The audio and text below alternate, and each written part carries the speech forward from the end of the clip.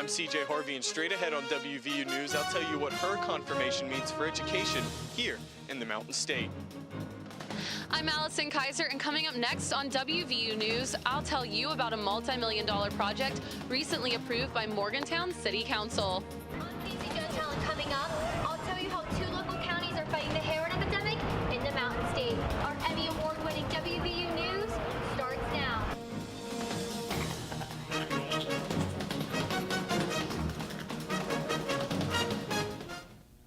The heroin epidemic is on the rise in Monongalia and Preston counties, and police are cracking down and stepping up. I'm CJ Harvey. And I'm Brianna Parks. As the number of drug overdose deaths are increasing, the state will be distributing 8,000 overdose reversal kits throughout the state. Our team coverage of the drug epidemic and more on WVU News, an Emmy Award-winning newscast produced by television journalism students right here at West Virginia University. The opioid epidemic has plagued America for years, but it has hit one state harder than the rest, the Mountain State. And Casey Gentile joins us now in the studio to kick off our coverage of this issue. Casey? Thanks, Brianna and CJ. West Virginia has the highest drug overdose death rate in the nation. The state also has one of the highest prescription rates of opioids in America, trailing behind Alabama and Tennessee. And that means that local counties are increasing their efforts to combat this issue. I spoke with law enforcement to learn more about this problem and what they're doing to fight it. Preston County, one of the smaller counties in West Virginia, but last year, Preston County made headlines with 17 overdose deaths and over 60 felony drug charges. It's not like you can get one person and you solve the problem. I actually liken it more to you have a yard full of weeds and you pull one weed and 10 more grow. And I mean, that's the same thing with drug problems nationwide. Preston County Prosecuting Attorney Melvin Snyder says it's places like this, along the river, where most drug deals are done. And in Monongalia County, it's places like under a bridge or in residential parking lots where drug paraphernalia can be found. Star City Police Chief Vic Probst tells me that there are at least 5 or 6 overdoses in the county in just 1 week. The Star City Police Department and Mon Metro Drug Task Force have been making arrests in this hotel for drug deals. Probst says a large issue is how dangerous the drug is. Heroin is laced with so many different compounds with fentanyl and carfentanil. It's a killer. And they're putting this stuff directly into their veins. They're putting their trust in their drug dealer. And that's a bad person to trust. With 35 drug overdose deaths last year alone, some people in Monongalia County take the drug epidemic very personal. I personally know of at least 10 people that have died in the last year due to drug overdose. Both Monongalia and Preston counties are heightening their efforts to keep these drugs off the streets. West Virginia's drug overdose death rate is more than double the national average. If you know someone who could be at risk for an overdose, please contact the number at the bottom of your screen. Brianna, back to you. Thanks, Casey. We continue our team coverage of the opioid epidemic with a life-saving drug that can reverse a drug overdose or potential death. The drug is called Narcan or naloxone, and $1 million will now be spent to get the medication into the hands of emergency medical personnel, first responders, and people at high risk. Brett Anderson has more. West Virginia is home to the highest overdose rate in the United States at 41 deaths per 100,000 people. In hopes to combat these numbers, a $1 million federal grant is paying for the naloxone, or Narcan, which can help reverse respiratory depression caused by opioid overdoses. So getting the antidote, the naloxone, out to the people to where they can give it immediately is vital. So we definitely welcome this plan. Again, we just want to re-emphasize that it's not the cure. Emergency medical personnel currently carry the antidote, but this grant will make it more widely available to other first responders and to people at high risk. Dropping down the naloxone overdose kits throughout the state of West Virginia, I think it's a great example of what the state should be doing. The issue's been pretty bad, and it has been for a while now, so it's really encouraging to see the state attacking that issue head on, and hopefully it'll cut down on this disturbing trend. Just last week, roughly 4,000 naloxone kits were distributed to high-priority areas in the state, such as Huntington, Charleston, Wheeling, and right here in Morgantown. Meanwhile, local EMS administered over 4,000 doses of Narcan last year. That's an increase of almost 1,000 doses from 2015. Brett Anderson, WVU News, Morgantown. Thanks for that report, Brett. Suicide is the third leading cause of death among young people, and experts say that there's a strong link between bullying and suicide, Brianna. But steps are being made to reach out to bullying victims to let them know they're not alone. Alexa Chattarelli joins us now from Social Square to tell us more. Alexa? Thanks, CJ and Brianna. Bullying victims are up to 9 times more likely to consider suicide than non-victims. And bullying just doesn't happen in grade school or high school. Around 35% of college students have been victims of bullying, and now WVU is stepping in to help. Every 30 minutes, a student will attempt suicide due to bullying, and that's why WVU students and faculty are responding to the issue by using and promoting a new anti-bullying app that you can get right on your iPhone. Brighton is an anti-bullying app focused on sending words of encouragement to victims of bullying. This app allows users to send compliments to friends anonymously.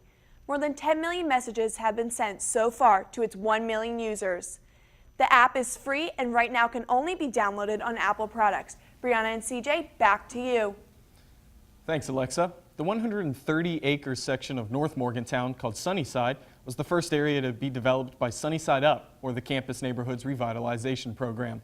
Allison Kaiser joins us now from Studio B at the Media Innovation Center to tell us more. Allison? Thanks, Brianna. The neighborhood Sunnyside has undergone some major changes over the past decade, and now it's getting another facelift, a multi-million-dollar one. The Morgantown City Council recently approved 2 new renovation plans, and officials say the makeover will be done with the creation of an urban community in mind. The Campus Neighborhood Revitalization Corporation, also known as Sunnyside Up, is the organization behind 2 new projects in the Sunnyside neighborhood of Morgantown. The group has been bringing infrastructure improvements to Sunnyside since 2002. What our comprehensive plan envisions is a community that's mixed, residential for single students, but also for families and young professionals. The 2 projects approved by City Council include a streetscape project on 3rd Street and development of property on the 4th through 6th Street blocks of Beechhurst Avenue. Funding for these projects comes from tax increment financing, or TIF. TIF funds are generated through the sale of municipal bonds. So, how much will it cost? The 3rd Street project will cost $2 million, while the 4th through 6th Street project will cost $5 million. Combined, these projects will cost $7 million. The plans for 3rd Street include things like newly paved roads, more accessible sidewalks, stairways, light fixtures, and greener landscaping. The other project will be for mixed-use development and will include things like housing complexes and possible shops, restaurants, and maybe even a Target Express. While the 2 projects will bring upgrades to the neighborhood, not everyone is happy with the changes.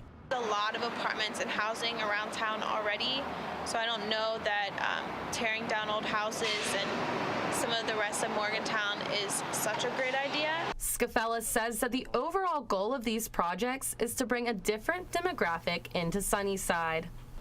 The 3rd Street renovations are expected to begin when students return home for summer break.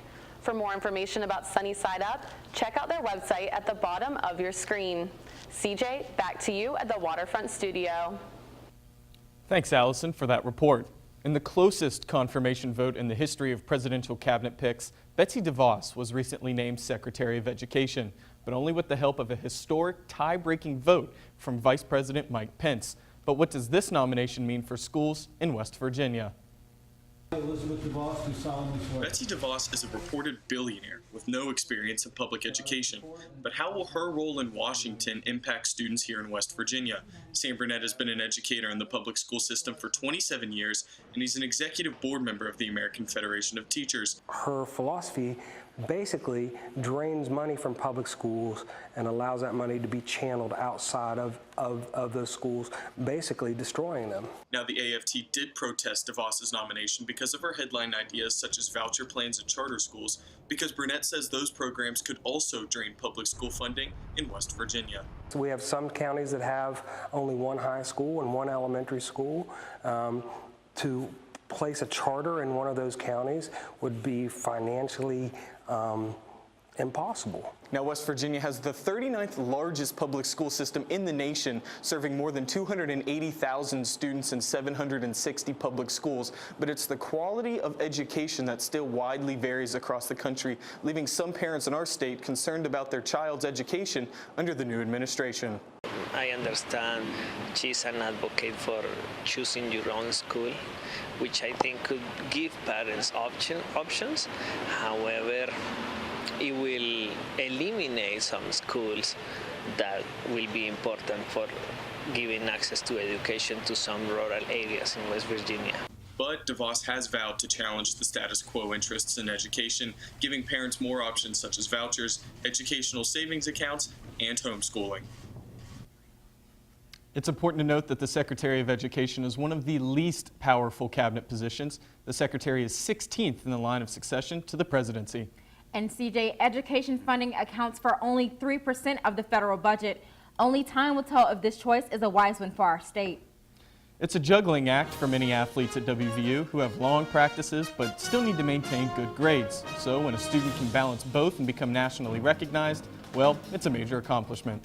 That's right, CJ, and our very own sports reporter Hannah Getz tells us more about this student in our Athlete Spotlight. I'm Hannah Getz, and coming up next on WVU News, I'll tell you about one nationally ranked athlete that has roots right here in West Virginia. Ready to go? Sometimes the most important lessons are learned outside the classroom. Are we going the right way? When you chase the unknown, take a risk, and push beyond your boundaries. That's when you discover who you really are. Every journey starts with a first. Let's go. It takes major dedication and discipline to be a student at the college level. The balancing act between school and sports takes focus to achieve their goals. And sports reporter Hannah Getz joins us now with more on the WVU wrestling team's nationally ranked student athlete. Hannah? Thanks, CJ and Brianna. WVU Wrestling returned home this February after 3 months away since their season opener in November. They currently have 2 athletes nationally ranked, Jake A. Smith being one that is on a 12-match winning streak. I caught up with Jake after a match to talk about his rankings and how he stays on top. Jake Smith was homegrown in the Mountain State. Hailing from Charleston, West Virginia, the 197-pound redshirt junior is currently ranked top 5 in the nation, something he has been looking forward to for quite some time. Coming from West Virginia, it means absolutely everything to me. Growing up, I always looked up to the kids that were kind of in my position, and always wanted to eventually get, to this level, to be able to fulfill those shoes that I always looked up to. I know a lot of people are looking up to me, so it's a really good feeling. WVU's head coach and former Olympic silver medalist Sammy Henson talks about some key things that will keep Jake on the path to success during his career. Jake's biggest thing is going to be his composure.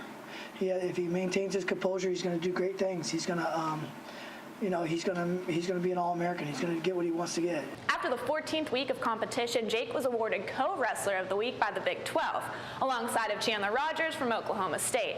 He will continue to use his time on the mat to push himself through the rest of the season. It's hard to find myself not motivated being a Mountaineer. Like I said, this is something that I dreamt about it growing up as a kid. As far as motivation, that's always there. This is the second time this season Jake has won Big 12 Wrestler of the Week and the 4th Big 12 award of his career. One of the matches in their home state this month was a Cradles for Cancer event started by Coach Henson to honor his wife who's a breast cancer survivor. Make sure to keep up with Jake and the rest of the team as the Big 12 and the NCAA championships are right around the corner. Brianna and CJ, back to you. Thanks, Hannah. We wish Jake and the rest of the wrestling team good luck for the rest of the season. That's going to do it for this week's edition of WVU News. You can visit us online on our website. You can also watch any of our shows on YouTube and follow us on Twitter and our reporters on Twitter. I'm CJ Harvey. And I'm Brianna Parks. Thanks for watching. We'll see you next time.